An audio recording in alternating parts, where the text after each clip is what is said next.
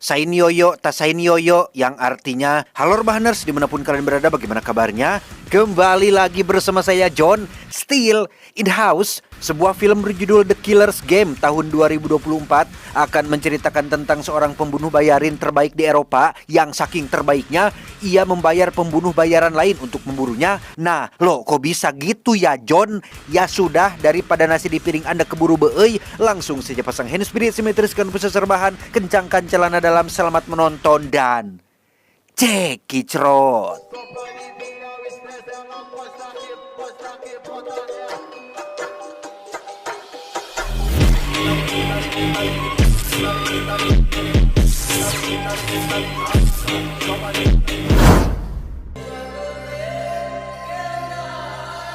Diawali dengan memperlihatkan gemerlap malam kota Budapest yang merupakan salah satu kota termewah di Uni Eropa, lebih tepatnya di gedung opera yang sedang melangsungkan sebuah pertunjukan di mana kisah akan berfokus pada sepasang suami istri yang dari ketatnya pengawalan sudah bisa dipastikan jika pasangan ini merupakan petinggi atau bos dari kelompok gangster di kota ini.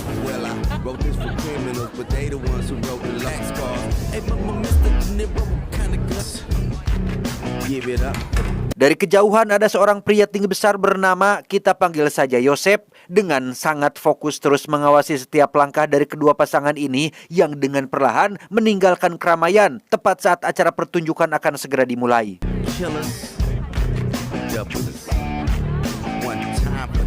Usut punya usut, Yosef ternyata merupakan seorang pembunuh bayaran nomor 1 di Eropa, dan kedua pasangan yang tadi kita lihat rupanya adalah target Yosef selanjutnya. Selain kejam, Yosef juga tak pernah mau berkompromi dengan para target sekalipun mereka berani membayar 3 kali lipat lebih besar dari kliennya. Сколько бы они тебе не заплатили, я заплачу втрое больше. You can't.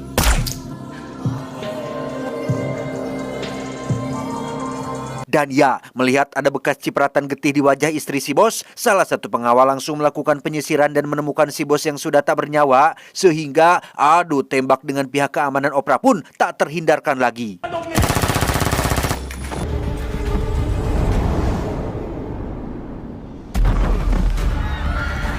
Dan mari saya perkenalkan Anda dengan seorang penari berbaju merah bernama Mez, di mana suasana kacau membuat tangan dan kaki Mez terinjak saat hendak mengambil handphonenya yang jatuh.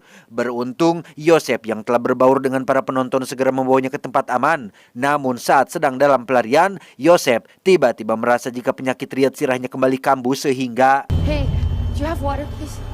Please come.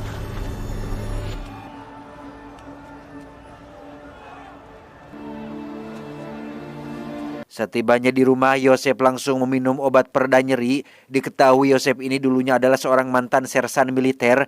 Hal itu terbukti dari banyaknya bekas luka saat ia sedang memeriksakan kepalanya di salah satu klinik, di mana sang dokter masih melakukan riset untuk mengetahui jenis penyakit dan obat penawar apa untuk kepalanya. Just repeated head trauma can lead to CTE, which the scans can't detect. Terkait misi kemarin, Yosef lantas menemui seorang rekan senior bernama, kita panggil saja Samsul. Di sini Samsul juga berperan sebagai manajer keuangan atas profesi Yosef selama ini. Samsul berpesan agar Yosef jangan terlalu fokus pada pekerjaan. Yosef diminta untuk sesekali istirahat, rebahan, agar sakit kepalanya tidak semakin parah. Never get so busy making a living that you forget to make a life. Atas saran tersebut, Yosef lekas menemui Mez di sebuah galeri latihan tari. Sebagai tanda terima kasih atas Yosef yang telah mengamankan handphonenya, Mez pun dengan baik hati memberikan nomor kontak WhatsApp-nya agar Yosef bisa menghubunginya sesekali. Macy. Setelah sempat membuang kertas kontak Mez karena dianggap hanya akan mengganggu pekerjaan saja, Yosef kembali memungut dan memasukkannya ke dalam daftar kontak. Sejak saat itulah komunikasi di antara keduanya terjalin dan saling membangun kedekatan satu sama lain, meski Yosef belum terbuka soal profesinya yang digeluti saat ini. What do you do now? Retirement planning. What? Could you help a dancer who'll need to retire soon? Sebagai pembunuh bayaran nomor 1 di Eropa, hari-hari Joseph selalu dipenuhi oleh jadwal membunuh yang permintaannya datang dari berbagai negara besar di Eropa, mulai dari Prancis, Rumania, Australia, Amerika, Cicalengka, Tasikmalaya, bahkan dari Honolulu yang jauh sekalipun. Namun bedanya, kali ini Joseph selalu meluangkan waktu untuk menjalani momen kebersamaan dengan Maze, sehingga hubungan mereka menjadi semakin harmonis.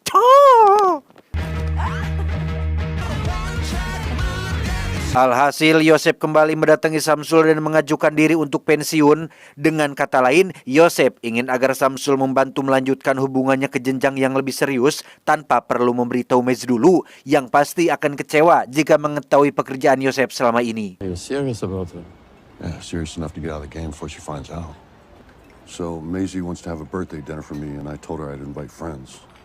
Karena sudah tidak punya siapa-siapa, hanya Samsul dan istrinya lah yang jadi perwakilan keluarganya saat ini, di mana Maze yang tulus pun sama sekali tidak mempermasalahkan hal tersebut.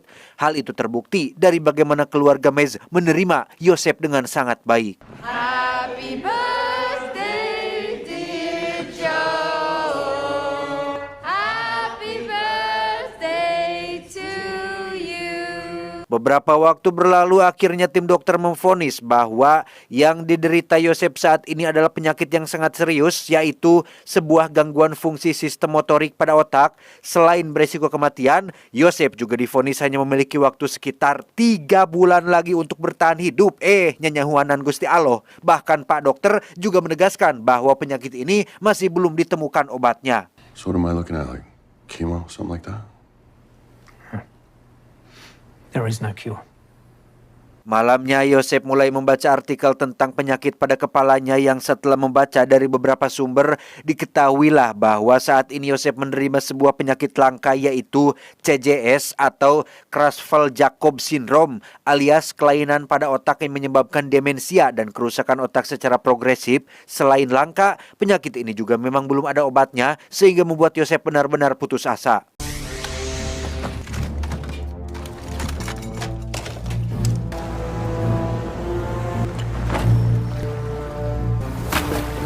Setelah membuang pakakas kerjanya ke walungan, Joseph kembali menemui Samsul dengan raut muka yang tak segairah pada pertemuan mereka sebelumnya. Joseph langsung menyerahkan sekantong uang dan emas agar Samsul gunakan untuk membayar asuransi Maze. Sedangkan 2 juta sisanya, Joseph ingin dirinya segera mati oleh seorang pembunuh bayaran profesional yang siap dibayar dengan jumlah uang tersebut. So I'll pay you to assign an assassin.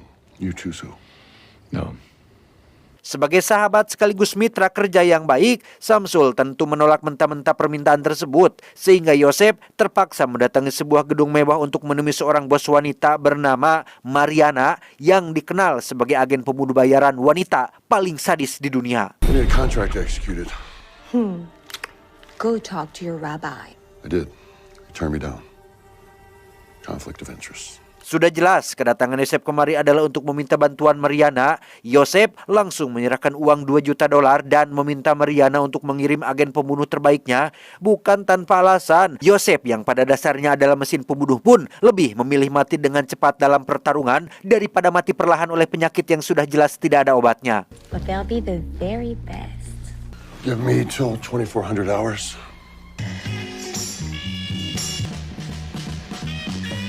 Sambil menunggu jam 12 malam yang telah Joseph tentukan, Mariana langsung membuka aplikasi dan memilih profil pembunuh bayaran asal Swiss bernama Loveda. Ini bebatoknya. Dari sekilas kita bisa melihat betapa sangar dan jumawanya orang satu ini. Namun setelah mengetahui jika target berikutnya adalah Joseph alias agen terbaik, pembunuh terbaik di Eropa, Loveda langsung menolak mentah-mentah tawaran tersebut. Ooh, Lovedale. Then Korean barbecue with a side of spicy Hungarian. Gagal dengan Loveda, kita akan dibawa ke salah satu tempat hiburan malam di Republik Ciko. Lebih tepatnya sebuah bar ekstrim milik seorang imigran Korea bernama Goyang. Ini pamatuknya. Kenapa ekstrim? Karena Goyang berikut semua karyawannya tidak lain adalah geng pembunuh kejam yang tak kenal ampun.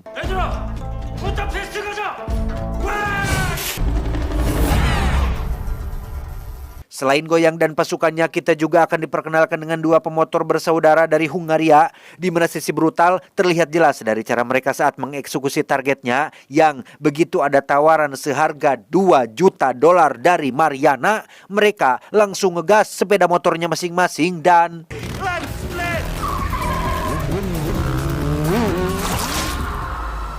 singkat cerita, malam pun tiba. Yosef terlihat menemui Maze di tempat biasa mereka kencan, namun ekspresi ceria Maze seketika redup saat melihat gestur tubuh Yosef yang tak seperti biasanya. Alih-alih menikmati momen ini dengan romantis, Maze justru harus dibuat kecewa saat Yosef memutuskan untuk mengakhiri hubungan mereka malam ini juga. It's over, Maisie. What? It has to be.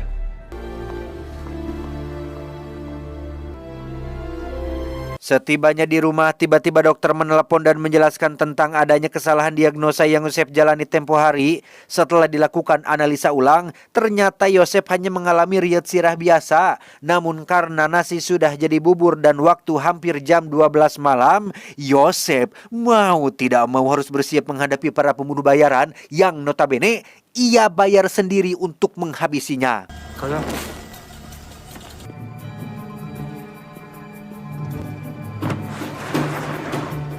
Tepat jam 12 malam, Goyang yang tiba lebih dulu langsung menyelinap masuk ke rumah Yosef.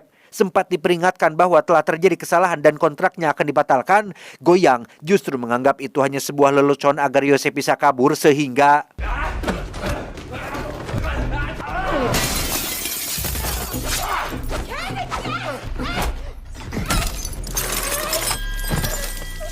selesai menghabisi dua kroco barusan, Goyang kembali mengerahkan anak buah lain untuk melawannya. Di mana hal itu tak sedikit pun menyulitkan seorang Yosef karena memang sudah berada di level yang jauh berbeda.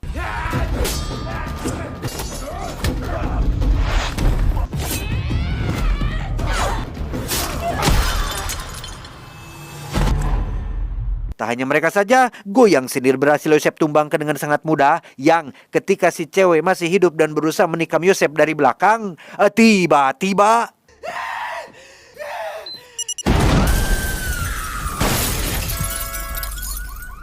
kegagalan Goyang CS membuat Mariana sangat geram, apalagi setelah mendengar Yosef yang ingin membatalkan kontrak bahkan sudah siap untuk menerima pekerjaan baru, di mana Mariana kembali menegaskan bahwa kontrak yang sudah dibuat tidak bisa dibatalkan, sehingga dengan kata lain Yosef harus menyelesaikan apa yang sudah ia mulai sebelumnya. Change is nothing!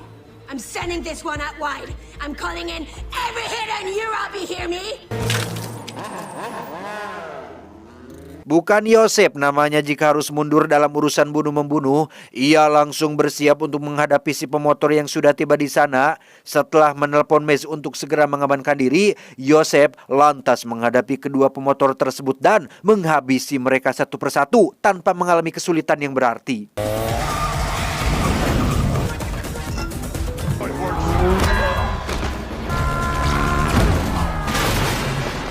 Untuk membuat acara semakin menarik, Mariana langsung menaikkan kontrak menjadi 2 kali lipat alias $4 juta, di mana si Lovedah yang semula tak peduli seketika curing hak atau tertarik, excited, dan mengambil kontraknya saat itu juga, termasuk dua preman sadis asal Skotlandia yang dijuluki Sulaiman Brother, di mana jumlah bayaran yang sangat menggiurkan membuat si kembar lupa dengan siapa mereka akan berurusan.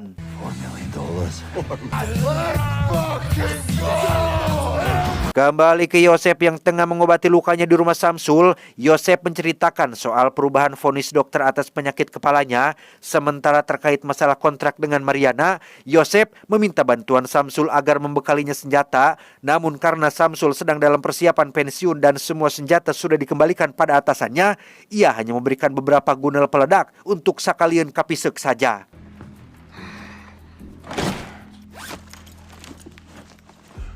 Beralih ke Inggris tepat saat seorang nasabah bar dibantai oleh tante-tante agresif yang dijuluki duo kerud, di mana mereka berdua sama-sama tertarik untuk mencoba peruntungan dalam sayembara yang ditawarkan, termasuk seorang asasin tunggal asal Spanyol bernama Botas. Ini bebangusnya yang untuk tingkat tarkam di negaranya sendiri, kemampuan si Botas ini memang sudah tidak diragukan lagi.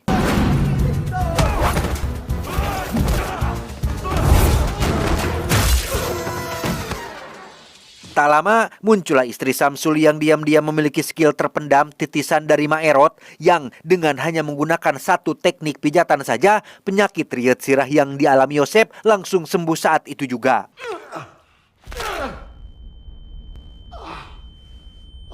I can see clearly.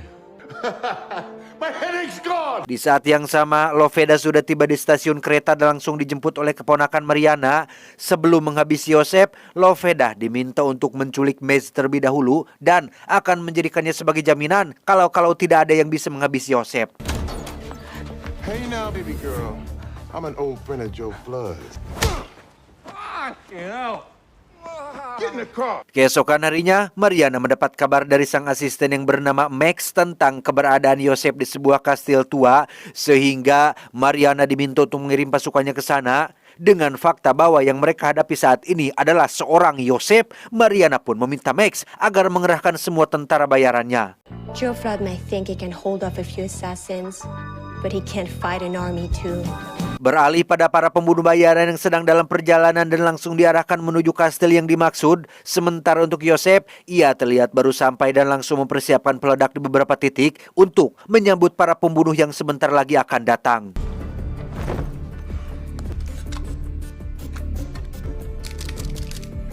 Tak lama muncullah Sulaiman Brothers yang langsung masuk tanpa punten-punten acan, di mana Yosef dengan santainya langsung melemparkan granat tepat ke arah mereka sehingga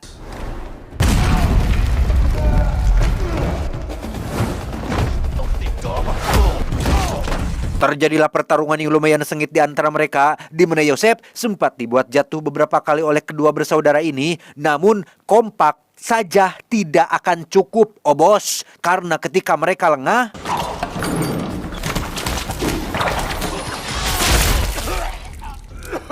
melihat sang kakek tewas tertojos tanduk rusa yang menempel pada dinding, sang adik yang lebih kita kenal sebagai Yuri Boyka pun langsung menyerang Yosef dengan tendangan ciri khasnya. Namun karena di film ini Boyka hanya berperan sebagai figuran saja, membuat sang sutradara tidak bisa memberikan privilege lebih kepadanya sehingga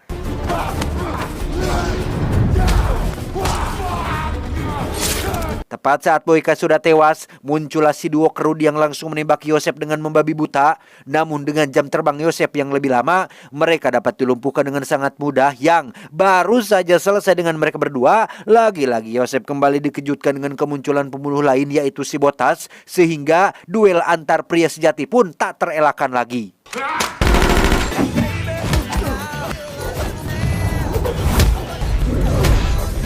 Kali ini, Yosef cukup dibuat kerepotan dengan skill berkelahi dan tarian capoeira yang dilancarkan oleh si Botas. Bahkan, beberapa pitingan yang Yosef berikan mampu dengan mudah dibalikan oleh si Botas ini hingga membuat pertarungan kali ini berakhir seimbang.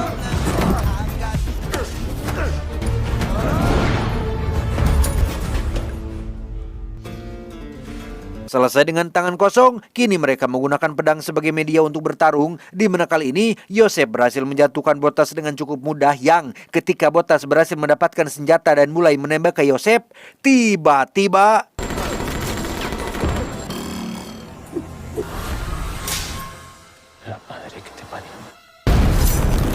selesai dengan Botas yang tewas akibat terkena jebakan granat, muncullah Loveda yang menelepon dan memberitahu jika saat ini Mads sedang bersamanya. Yosef meminta agar Loveda tidak melibatkan Mads dalam urusan ini, di mana Loveda yang hanya menjalankan perintah pun meminta agar Yosef menyerah saja demi keselamatan Mads Kabogoh tercintanya. You get through all that, present your big ass to me, and I will let your little ballerina here go. Tak lama, muncullah rombongan tentara bayaran di bawah komando si Max, di mana mereka langsung masuk dan menggeledah seluruh isi ruangan. Sementara untuk Max, ia terlihat sedang membujuk keponakan Mariana agar mengizinkannya pipis dulu sebentar, padahal Alright, take your hand. Dickhead. kembali ke dalam kastil dengan para tentara yang masih sedang mencari keberadaan Yosef. Mereka tidak sadar jika seluruh bangunan ini sudah Yosef pasangi beberapa jebakan sehingga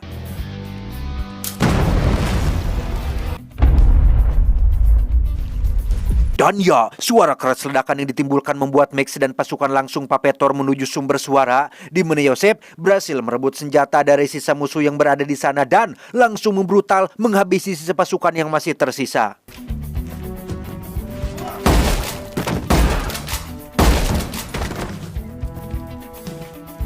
Alhasil, Yosef berhasil keluar dari kastil lewat jalur belakang, di mana ia langsung disambut oleh Loveda yang nampak tak sabar ingin segera menghabisi Yosef. Namun, hal tak terduga terjadi saat Maze datang dan menabrak Loveda dari belakang hingga berhasil membawa Yosef pergi dari kastil tersebut.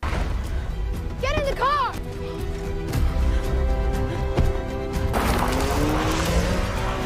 Di hadapan Max, Loveda mengaku bahwa Yosef bukanlah target yang mudah ditaklukkan sehingga ia meminta agar bayarannya dinaikkan menjadi $6 juta.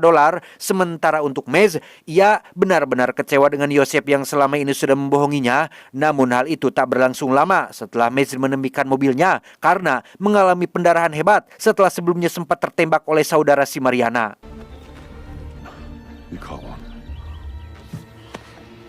Melihat ada gereja yang jaraknya cukup dekat dari posisi mereka saat ini, Yosef segera membawa Maze ke sana untuk meminta pertolongan. Namun bukannya segera diobati, mereka justru malah meminta Pak Pendeta untuk segera menikahkannya daripada tidak pernah dirapalan sakali-sakali acan. Father, will you marry us? Saat upacara pernikahan masih sedang berlangsung dan sesi ijab kabul baru selesai, tiba-tiba Loveda muncul dan langsung menembak jatuh si pendeta, disusul dengan kedatangan Max CS yang menolak permintaan Loveda dan balik menyerangnya, sehingga aksi saling serang di antara mereka pun tak terhindarkan lagi.